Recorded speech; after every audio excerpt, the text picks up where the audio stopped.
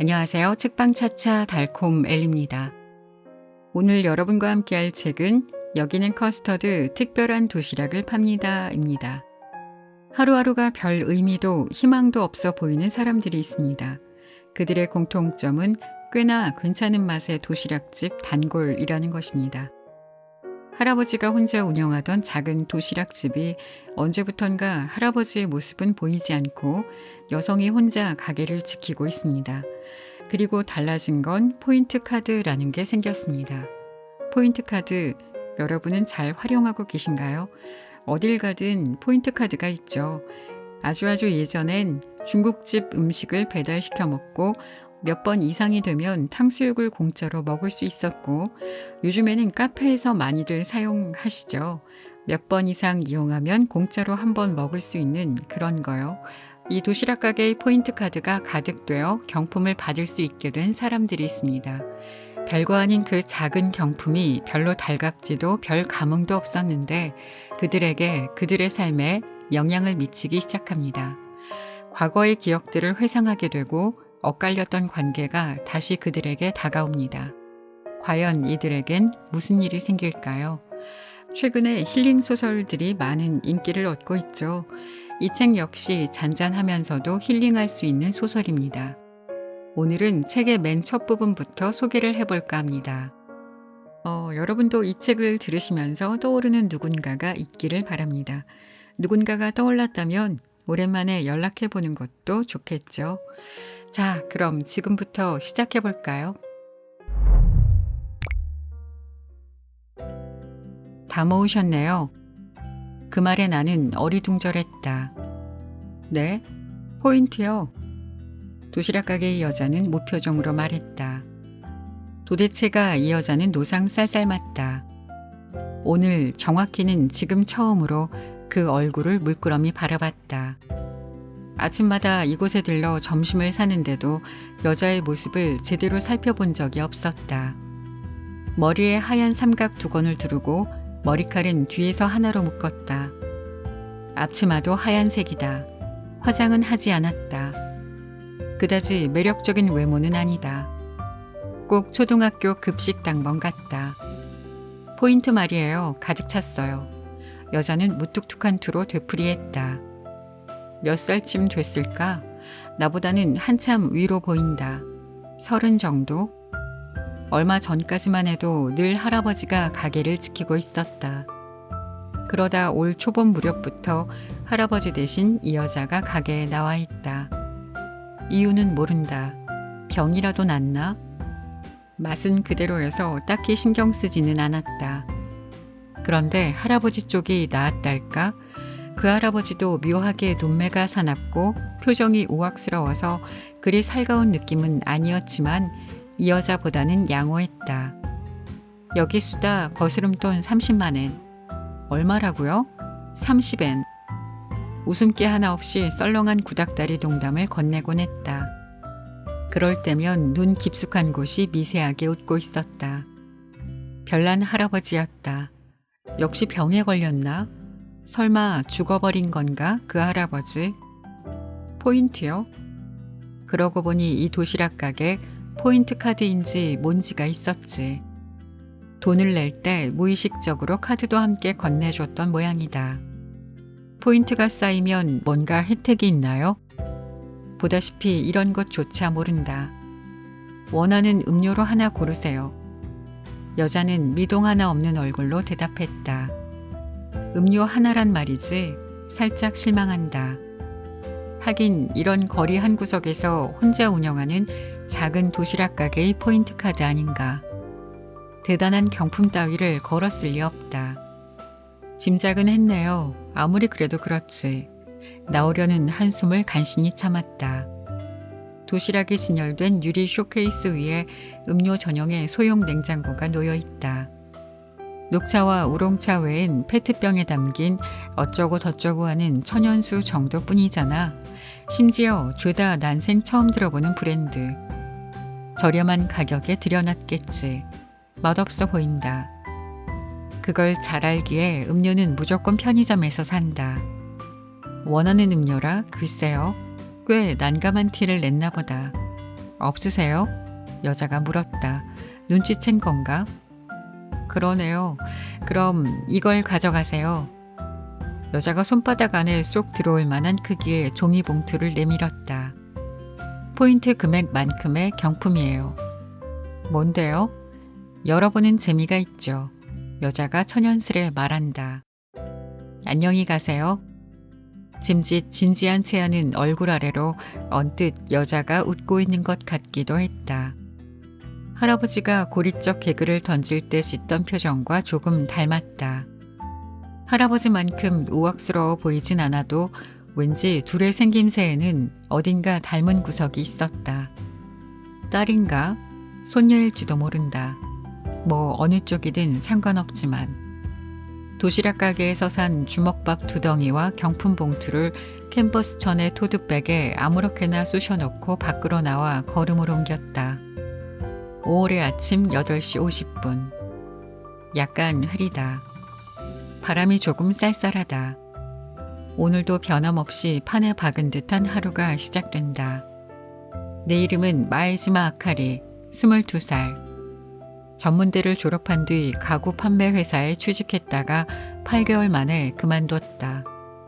고객을 상대하는 일이 적성에 맞지 않아서랄까? 회사의 전시장과 매장에 파견되어 판매원으로 일했었다. 하지만 내겐 고객 응대가 고역이었다. 어서 오세요 인사말을 내뱉는 순간 속으로 이런 생각을 하고 만다. 잘도 왔네. 지긋지긋해. 어서 오시긴 제발 오지 말라고.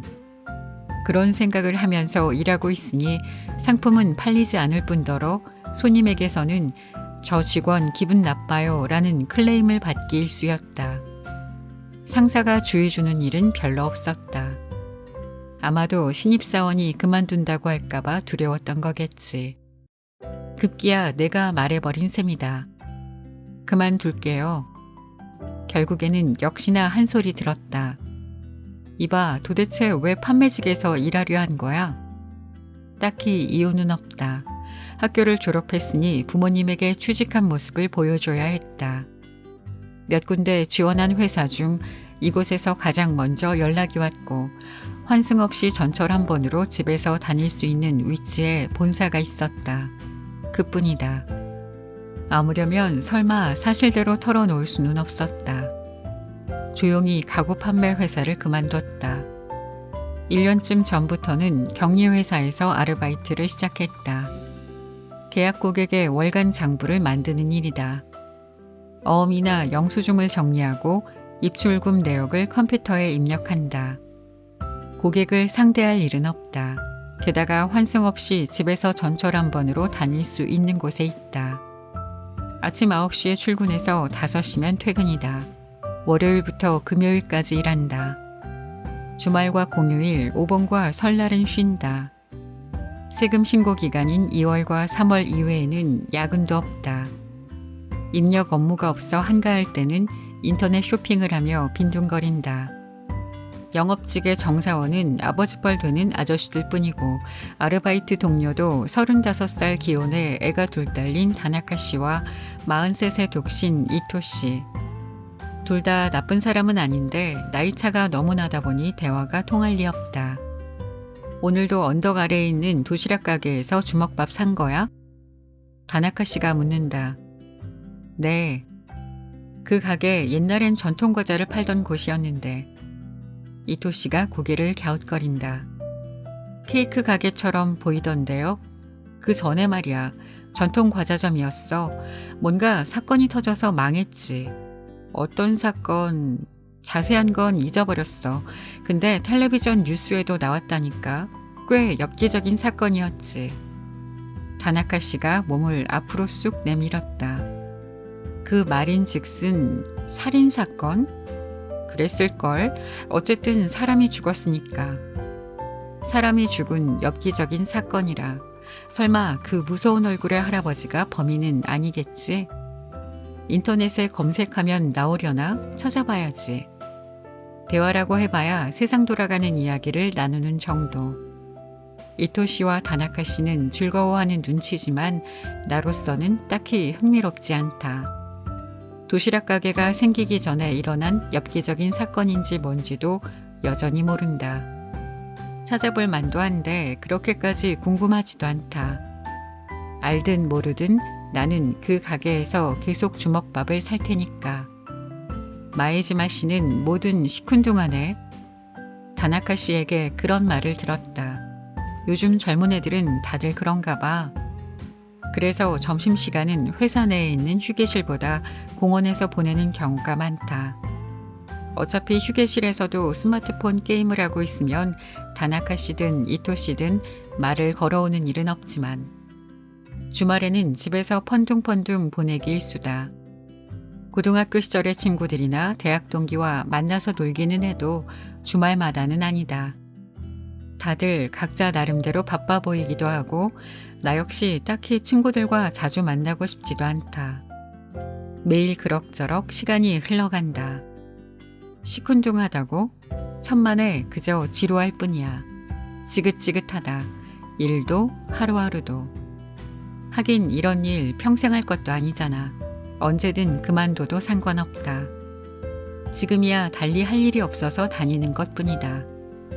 굳이 이 회사가 아니더라도 돈은 벌 수 있다. 분명 어디서든 일할 수 있다. 고객 응대는 싫으니 그것만 아니라면. 그런 식으로 고민만 하다가 이대로 나이를 먹어가는 걸까? 그건 싫은데. 언제부턴가 그 도시락 가게에서 점심을 사는 게 일상이 되었다. 도시락 가게를 발견한 건 아르바이트 면접을 보러 온 날이었다. 지하철 출구를 나와서 첫 번째 모퉁이를 오른쪽으로 돌면 언덕 초입이 나온다. 회사는 언덕배기에 있고 도시락 가게는 길모퉁이에서 세 번째 집으로 언덕을 오르기 직전에 있다. 콘크리트로 지어진 빌딩과 빌딩 사이에 자리한 낡은 목조주택. 입구 위에 연노란색의 차양이 드리워져 있고 유리문은 늘 활짝 열려 있다. 음료 전용의 소형 냉장고와 도시락과 주먹밥이 진열된 쇼케이스가 길거리에서도 보인다. 케이크 가게 같네. 그것도 유행이 지난 케이크 가게.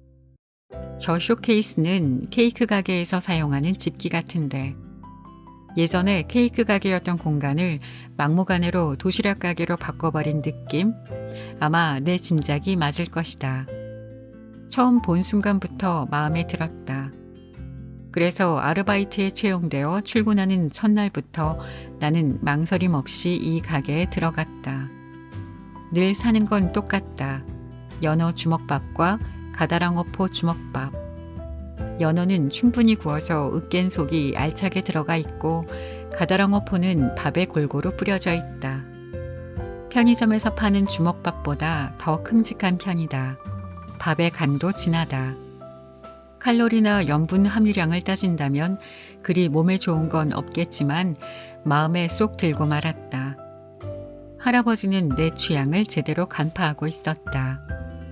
그러고 보니 그 도시락 가게 이름이 뭐였더라?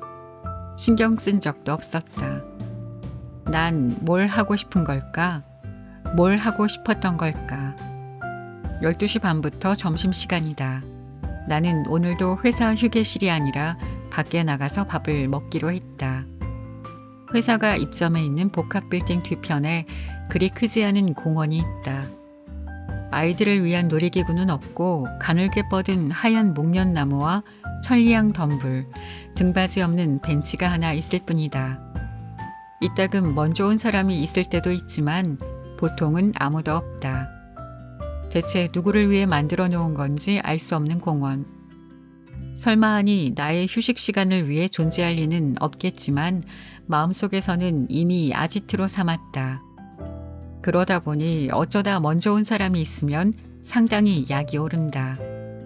다행히 오늘은 아무도 없었다. 5월치고는 바람이 살짝 쌀쌀한 탓인지도 모른다. 하늘도 잔뜩 찌푸린 상태. 아침보다 구름이 점점 많아지는 느낌이다. 나는 벤치에 앉아 가방에서 주먹밥을 꺼냈다. 가다랑어포 주먹밥부터 먹는다. 랩을 벗기고 덥석 베어문다. 맛있다. 간장과 가다랑어포의 조합만으로 천상의 맛이다. 페트병에 담긴 녹차를 마신 뒤 2덩이째 연어 주먹밥을 먹으려는데 문득 뭔가 눈에 띄었다. 가방 밑바닥에 있는 손바닥 정도의 자그마한 종이봉투. 이게 뭐지? 맞다, 도시락 가게에서 포인트로 받은 경품이었지. 손가락 끝으로 더듬어 본다. 약간 탄력이 있고 차가운 촉감. 안에 뭐가 든 걸까? 개별로 포장한 잼 같은 느낌이다. 과자인가? 그랬으면 좋겠는데. 종이봉투를 꺼내 열어보았다. 이상한 목소리가 툭 튀어나왔다.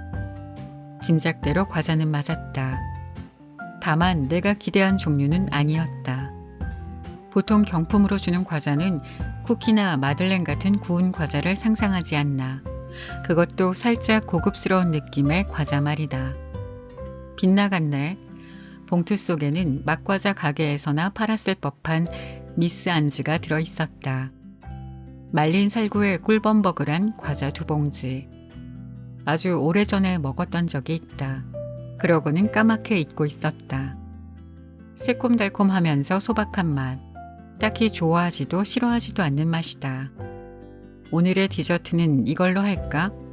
그 순간 요란한 강풍이 휘몰아쳤다. 춥다. 이런 걸 먹었다가는 속이 냉해질 것 같은데 먹기 싫다. 그렇다고 버리기는 아깝다. 어쩐지 그립기도 하고.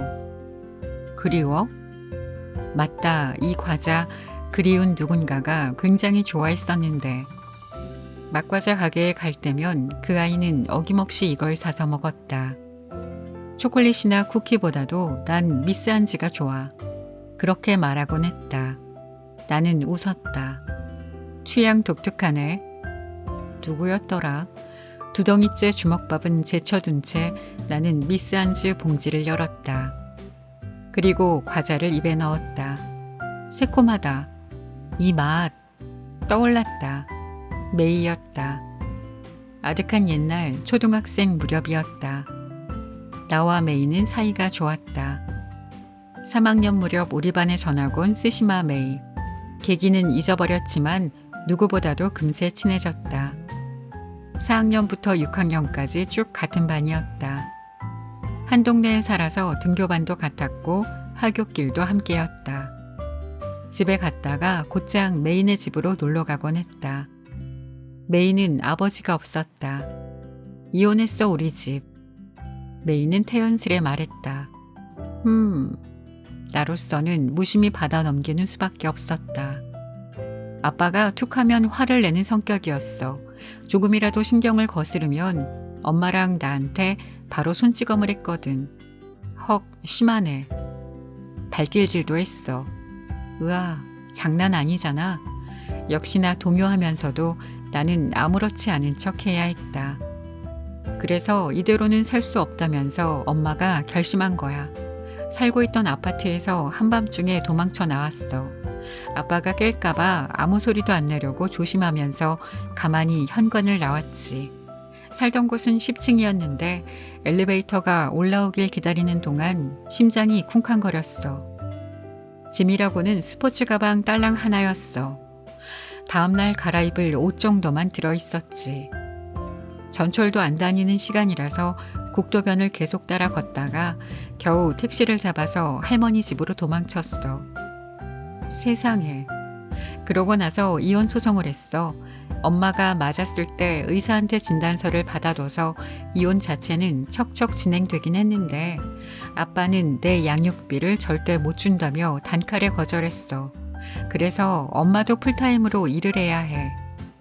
하지만 할머니네 가게가 있잖아. 메인의 할머니는 빵집을 운영하고 있었다. 빵집만으로는 아무래도 먹고 살기 힘들지. 메인은 씁쓸한 표정을 지었다. 빨리 나도 일할 수 있었으면 좋겠어. 빵집이라고는 해도 직접 빵을 굽는 게 아니라 일종의 가공을 해서 파는 가게였다. 햄과 삶은 감자, 삶은 달걀을 잘게 으깨서 마요네즈로 버무린 뒤 얇게 썬 식빵 사이에 넣어 만든 샌드위치나 핫도그 번에 딸기잼과 땅콩버터를 듬뿍 바른 빵을 팔았다. 점심이나 간편식으로 알맞아서 동네에서는 꽤 인기 있는 가게였던 것 같다. 놀러 가면 간식으로 늘 잼빵이나 땅콩버터빵을 줬기 때문에 메이는 내게 더욱 매력적인 친구였다. 그런데도 그다지 돈벌이가 시원찮다니. 한 개에 150엔이거나 기껏해야 200엔이잖아. 잘 팔려봤자 개수가 빤해서 남는 게 별로 없어. 호리호리한 키에 찰랑이는 머리는 늘 단발, 단정한 눈썹과 기다란 눈매를 한 메이. 메이는 나보다 훨씬 성숙했다. 엄마는 남자친구가 있는데 2번 다시 결혼은 하고 싶지 않대. 우와. 아빠도 결혼하기 전에는 때리지도 않고 다정했대. 그런데 결혼해서 애가, 그러니까 내가 생기니까 변해버렸대. 걸핏하면 화내고 물건을 던지거나 손찌검을 하고 발길질을 해댔지. 난 그런 아빠밖엔 몰라. 다정했던 시절이 있었다니 못 믿겠어. 어째서 그렇게 변해버린 거야? 몰라, 엄마가 그러더라. 아빠와는 가족이 되지 말았어야 했나 보다고. 무슨 뜻이야? 남으로 지내는 편이 나았을 거란 뜻. 나는 혼란스러웠다. 잘 모르겠어. 난 조금은 알 것 같아.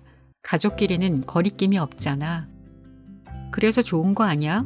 일일이 배려하지 않아도 되고. 그거야. 메이의 눈이 날카롭게 빛났다. 바로 그거야. 아무리 가족이라도 서로를 배려해야만 해. 자기 생각을 거침없이 말해버리니까 싸움이 되는 거야. 그렇긴 하지만 우리 집에선 늘 있는 일이다. 싸우면 강한 쪽이 이기잖아. 강한 사람은 마음에 안 드는 건 참지 않아. 말이든 행동이든 전부 자기 마음대로지. 그래서 아빠처럼 돼버리는 게 아닐까? 난 인정할 수밖에 없었다. 그럴지도 모르겠네. 꽤 사연이 있는 가족이다. 하지만 메이는 시원시원한 성격이었다. 어른들이 품은 문제도 그로써 자기가 겪어야 했던 상황도 담담히 이야기했다. 메이는 의젓하구나. 평소 나는 메이를 우러러보고 있었다. 같은 처지였다면 나는 훨씬 엉망진창이었을 텐데. 아빠를 용서 못해. 그런 아빠와 결혼한 엄마도 나빠. 그런 식으로 생각하며 늘 울분을 터뜨리고 의기소침해지기를 반복하면서 기분 나쁜 우울감에서 벗어나지 못했을지도 모른다. 분명 메이처럼 냉정하게 대처하진 못했겠지. 그래서 우리 집엔 규칙이 있어. 하고 싶은 말이라도 선을 넘지 말 것. 가능해? 힘들지. 메이는 선뜻 대답했다. 할머니도 엄마도 다들 하고 싶은 말만 하는 걸 시끄러워 죽겠어. 살짝 안심한다. 그렇다니까. 그래도 할머니랑 엄마는 너무 심한 말은 아무리 하고 싶어도 서로 꾹 참는데 참는 게 저 정도인가 싶지만. 메이는 빈정대듯 웃다가 갑자기 입을 꾹 다물었다. 할머니도 할아버지랑 이혼했거든. 유전인가 봐. 이혼 유전자가 DNA에 새겨져 있는 건지도 몰라. 나는 깜짝 놀랐다. 유전? 이혼이 유전자 때문이라고? 메이는 진지한 얼굴이었다. 그래, 난 애초부터 결혼은 안 하는 편이 좋다고 생각해. 어차피 이혼하는 걸 뭐. 글쎄, 그런 말을 내뱉기엔 조금 성급한 게 아닐까? 역시나 그런 생각이 들었지만 입 밖으로 꺼내지는 못했다. 유전자라는 말까지 한 마당에 반론하기란 힘들다. 그 부분에 있어서 메이는 상당히 진심인 것처럼 보였다. 남자는 질색이야. 사사건건 그렇게 말하는 터라 주저하게 되었다. 바보에다 난폭하고 배려심이 없어. 그래서 싫어. 그런가? 솔직히 말하면 나는 남자를 싫어하지 않았다. 물론 바보에다 난폭하고 툭하면 못난이라고 욕하는 등 배려심이라곤 눈꽃만큼도 없는 녀석은 질색이지만 그렇지 않은 애도 있고 사실 좋아하는 남자애도 있었다. 무라타 말이야. 다정하지 않아? 넌지시 말해보았다. 맞다. 나는 무라타를 좋아했다. 하지만 메이는 콧방귀를 뀌었다. 그래봤자 무라타 쟤도 집에 가면 엄마한테 실컷 버릇없이 굴다가 뜻대로 되지 않는 일이 있으면 악을 쓰며 난폭하게 굴 거라고. 그럴까? 나는 반론할 수 없었다. 확실히 내 남동생도 제멋대로인데다 그런 느낌이다. 따지고 보면 나조차도 어느 정도는 비슷한데. 남자는 조심하는 게 상책이야. 결국 메이는 그렇게 고생하다 보니 나보다 훨씬 조숙해진 것이다. 나는 메이의 그런 점도 좋았다. 메이는 정말 어른스러워. 장래에 무엇을 할지도 메이는 진지하게 고민하고 있었다. 할머니의 가게를 물려받고 싶어. 확실하게 말하곤 했다. 내가 이어받아서 가게를 더 키우고 싶어. 건물을 개축해서 빵도 즉석에서 구울 수 있게 할 거야. 부푼 야망도 가지고 있었다. 멋지다. 나는 그저 감탄할 따름이었다. 자신의 장래 같은 건 생각조차 해본 적이 없었다.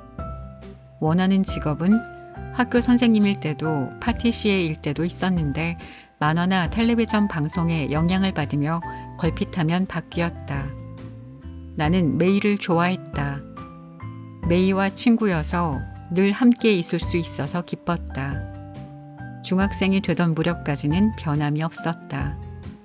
그런데 중학교 1학년이 되자 상황이 바뀌었다. 나는 메이에게 다가갈 수 없게 되었다. 가끔 소문은 들었다. 6, 7년 전 메이네 할머니의 건강이 나빠지신 것도, 가게를 닫았다는 것도 알고 있었다. 메이는 어떻게 되었을까? 가게를 물려받고 싶다던 메이. 그러나 이제 더는 나와 아무 상관도 없는 이야기다. 재미있게 들으셨나요? 짧게 소개를 해서 뒤에 어떤 식으로 전개될지가 예상되진 않으시죠? 주말에 쉬면서 편안하게 읽어 내려가기 좋은 책이었습니다. 복잡하고 다양하고 새로운 내용의 이야기들도 좋지만 가끔은 이렇게 내 이야기 같기도 하고 네 이야기 같기도 한 잔잔한 힐링 소설도 괜찮지 않을까요? 오늘은 여기는 커스터드 특별한 도시락을 팝니다를 전해드렸습니다. 편안하게 힐링되는 시간이셨기를 바랍니다. 지금까지 책방차차 달콤 엘리였습니다. 감사합니다.